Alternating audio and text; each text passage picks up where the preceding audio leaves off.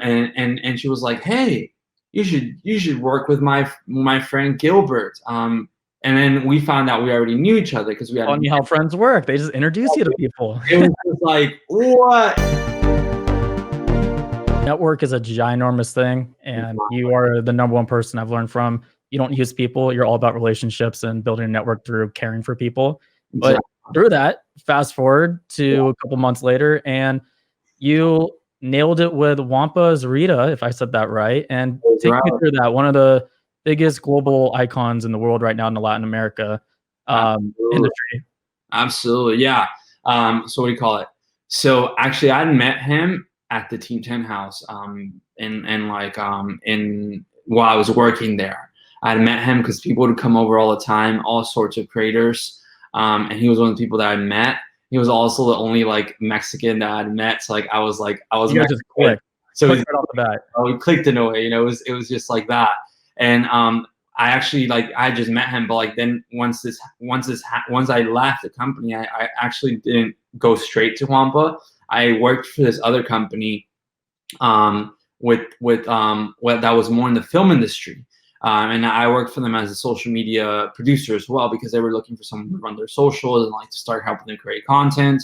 But then it just got to a point like 2 months in where I went through a phase, you could say, in my life, physically and also just emotionally. And I couldn't continue that journey. But then like a month later, I realized that I just wanted to just work by myself, because I actually ended up taking a gap year when I decided not to go to college. I was offered a gap year from UT Austin. And I didn't even mention this, but I had a full ride. So I also had a full ride at UT Austin. So I had a gap year and a full ride scholarship on the line. So like this whole year was kind of just like a trial and error sort of thing. So like I had to like the upcoming fall to like really just go and if it worked out, it worked out. If it didn't work out, it's fine. It just goes on my resume, And I just college like a normal kid, you could say. But then I started working with Wampa because I met not because I was in contact with him through the whole time, but because I had come in contact with his roommate. And then one of my friends ended up at their place hanging out with them one time, and she was like, hey, you should work with my friend Gilbert. And then we found out we already knew each other because we had. Telling you how friends work. They just introduce you to people. It was just like, what? And then a week later, we're all working together, and then that turned into like a weekly sort of thing, and then that turned into like turned into an exclusive sort of like collaboration with me, like creating content.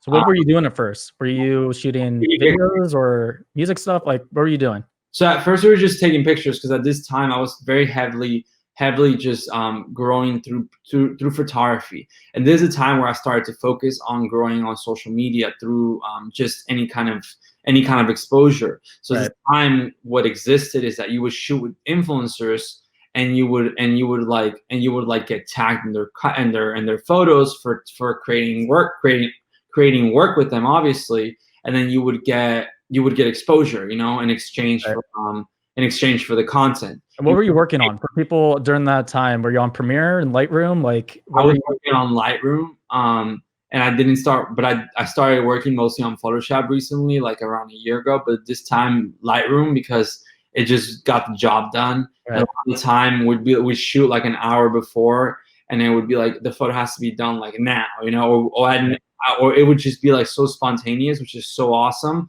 and not sometimes. Because I would stay on your own on creating it in your own way, or did he say you have to have it in this effect and this? No. With him, with Wampa, it was like he had a really clear idea most of the time of what he wanted, but then there was a lot of times where I also came up with concepts that were pretty freaking dope, and yeah, at that time we were doing like just a lot of extreme photos. I don't know if you ever saw like this one photo that's like still in my head till today. That it was like at this white abandoned motel, and like it's like Jay Alvarez and like Juan. Oh, I saw that. Yeah, sitting onto the rail, and like that was one of the most like crazy photos we ever did. And dude, after we shot that location, dude, every other photographer like started coming and shooting at that location, influencer, and it became like the spot like for the next 2 years. Because like the photo alone, I remember had gotten like almost 1 million likes